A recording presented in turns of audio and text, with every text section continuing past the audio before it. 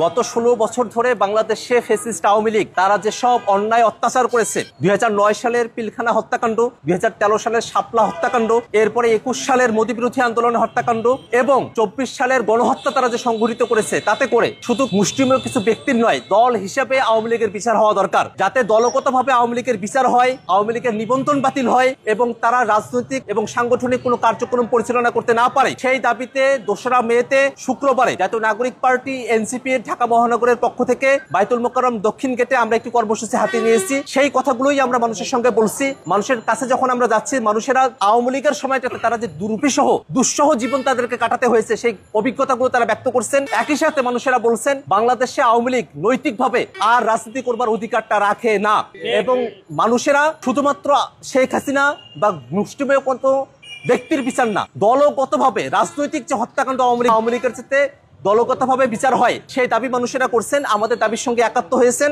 আমরা সরকারের কাছে আহ্বান জানাবো, আন্তর্জাতিক অপরাধ ট্রাইব্যুনালে সেখানে বা অন্য যে প্রক্রিয়ায় হোক না কেন, বিচারের ব্যবস্থা করে দলগতভাবে আওয়ামী লীগকে যেন বিচারের আওতায় নিয়ে আসা হয়, এটা আমাদের দাবি। একই সাথে এখনো কেন আওয়ামী লীগের নিবন্ধন বহাল আছে, সে প্রশ্ন আমরা সরকারের কাছে রাখতে চাই। আমরা সরকারের কাছে দাবি জানাবো অতি শীঘ্রই দল হিসেবে আওয়ামী লীগের যে নিবন্ধন, সে নিবন্ধনের জন্য বাতিল করা হয় এবং আওয়ামী লীগের সাংগঠনিক এবং রাজনৈতিক কর্মকাণ্ডে যেন নিষেধাজ্ঞা আরোপ করা হয়।